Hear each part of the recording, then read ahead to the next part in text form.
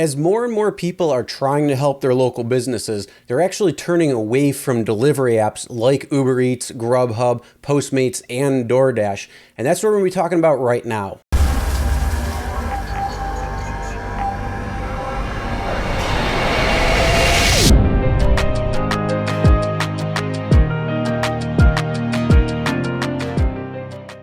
Hey everyone, Chris here from Real Rideshare Stories. If you're new to the channel and you're looking for different things within the rideshare industry, whether it's updates to what's going on, news, tips and tricks for passengers and drivers, or what happens on Real Rideshare Rides, start now by hitting that subscribe button and ring the bell for notifications. Also make sure to check the description below for other helpful information and tips. So as more and more reports are coming out how much Uber Eats, DoorDash, and these other delivery apps are taking from restaurants and businesses locally, more and more shoppers and people who are trying to support local businesses are skipping these apps and going straight directly to the restaurant themselves, which is helping to create more revenue for these businesses instead of seeing something like 70% of the bill going to Grubhub instead of the restaurant itself. So this is an article that I'm going to be referencing. This is from the Washington Post. A link will be in the description below because this is a really long article and I'm not going to be pulling everything from it. So if you want to go and read through, you absolutely can. It's also titled, "To Save Their Neighborhood Small Businesses, People Are Rebelling Against Delivery Apps." Apps like DoorDash and Grubhub frequently collect between 10% and 30% of an order in fees, prompting some consumers to call and pick up orders themselves. Starting off, it says every morning, Turtle Brennan actually goes out and supports a local coffee chain, and because of this whole pandemic, he has also been buying a pastry so he can support the bakeries, and it works well with them. And so he goes on and says it's incredibly difficult not to go to Amazon when you need to buy something. So he's been making a conscious decision to search for other alternatives. And Brennan's efforts are being reflected across the Bay Area as consumers here grapple with a pandemic that is heightening an already complicated relationship with the technology industry. So to help local businesses, many of which are on the edge of going under, some people here are going out of their way to call restaurants instead of using a fee-charging delivery app. They're hiring gig workers directly, finding local businesses selling things they usually get on Amazon, and cutting out tech middlemen whenever possible. So because you can see more and more small businesses going under and many small businesses really hurting during this pandemic, more and more people are actually switching what they're doing. So instead of going to Amazon, Target, or Walmart, they're trying to find their stuff in local stores that will help the local economy, as well as calling up these restaurants and businesses and actually getting takeout or curbside pickup instead of going through the delivery apps, which can charge a substantial amount, which can really actually hurt those businesses instead of really helping them. Then it goes on, so it's saying the Bay Area is home to many of the very startups they're trying to circumvent, including Uber, DoorDash, and Instacart, which created new ways to order and deliver food and goods. Billions of dollars of funding have been poured into these tech companies of all kinds in the area, fueling one of the most expensive housing markets in the country. It's also prompted a backlash as the city that was once known for hippies and Burning Man attendees transformed into the heart of capitalism-driven tech world. So these apps have proved hugely useful to many restaurants suddenly unable to host diners and switching to delivery models, as well as laid-off workers desperate for work. For companies, the apps make it easier to reach a wide audience and conduct online sales despite the pandemic and put a staff of delivery workers at the fingertips instantly, but the convenience comes at a cost. And so they're talking about some of the things that they have seen. And this is an article that I had posted a while back talking about how much Grubhub took from one restaurant owner. And it's just going over that right now.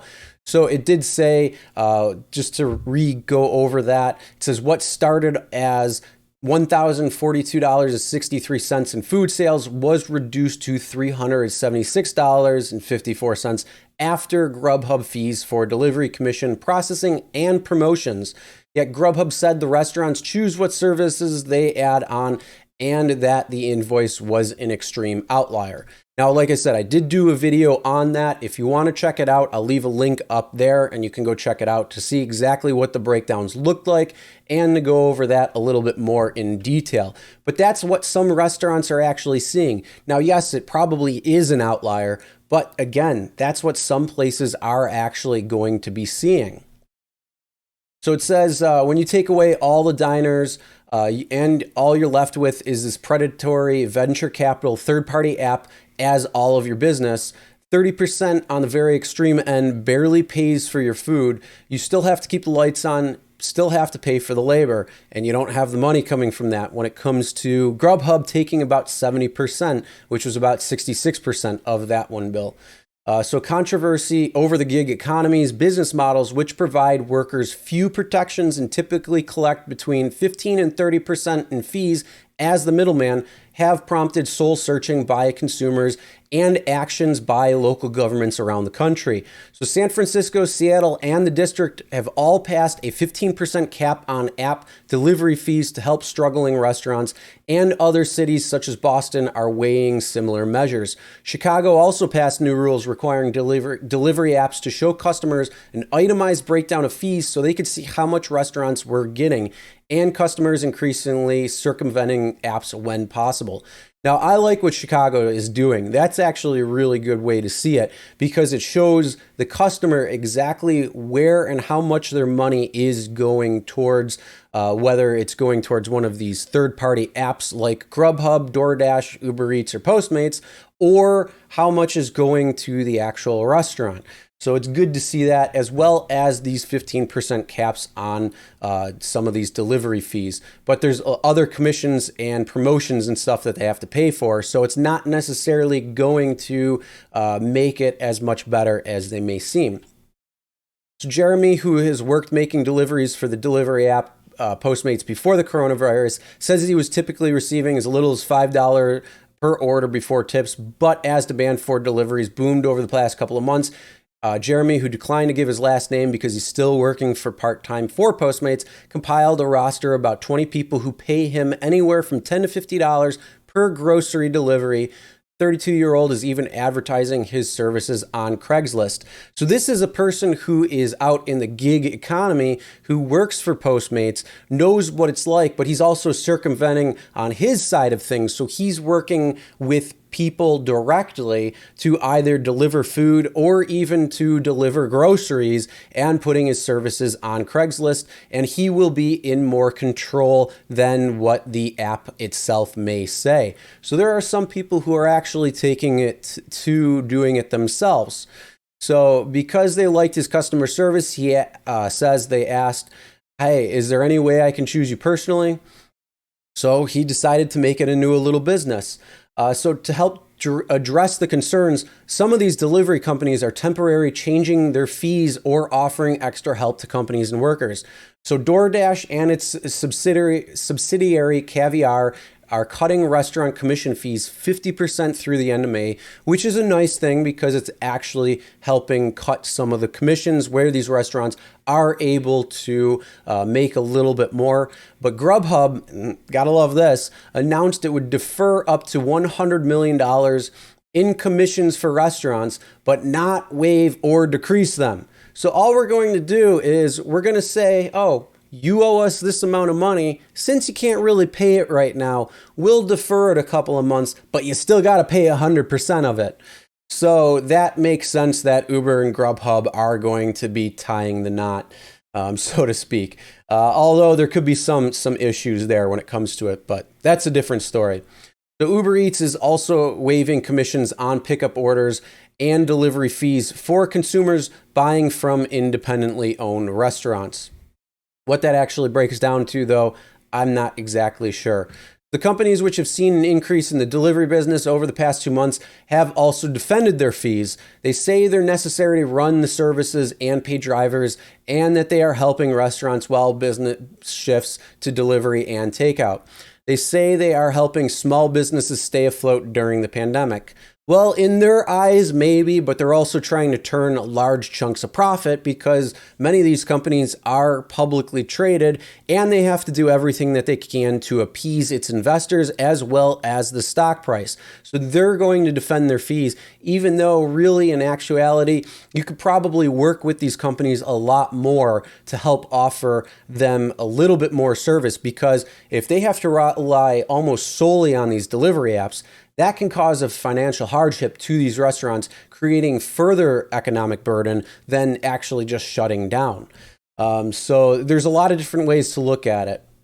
And I can understand, yes, they do need to have certain fees so they can pay for the app to be updated. They can pay for its driving force. They can pay for certain things. But again, most of it is for them to appease their investors and their stock price for the publicly traded companies. So again, that's where they're really at. But reducing the commissions that fund our marketplace, particularly during these unprecedented times, would force us to radically alter the way we do business in a way that could ultimately hurt those that we're trying to help the most: customers, small business, and delivery people. Uber Eats spokesperson Megan Casserly said in a statement. Again, you are a publicly traded company. You have a duty to actually appease the stockholders and investors, and they're going to try to squeeze out as much profit. But again, that means that more and more people, again, are going back to calling the company itself or the restaurant itself, placing the order, and going and picking it up instead. And the article continues on, talks about several different options on what people are doing in order to try to shop local, shop small, and help those that are in a financial restraint with these small businesses. And they're trying to circumvent these apps altogether or as much as possible. So they're cutting out delivery apps, they're cutting out shopping apps, and they're trying to shut out the large corporations like Amazon, Target, Walmart, and a few others. And they're trying to shop as local as possible to help out its own local community. All right, now it's time for your thoughts. What do you think on this? Do you think that these companies are charging way too many fees when it comes to these local businesses? What are you doing? Are you doing anything to circumvent these apps, or are you using them? Then also, what do you think as a gig worker? If you're in this, do you see this as a threat, or do you think that it's a good idea that more and more people are trying to help these local businesses as they need support during this extremely hard time? Well, comment below, let me know all your thoughts on it. All right, that's the end of this video. Make sure you subscribe and ring the bell for notifications so you'll be notified every time a new video is uploaded. Also, make sure to check the description below for other helpful information and tips. And as always, never drink and drive. Always tip your drivers, your delivery drivers, and your shoppers. And we'll see you next time.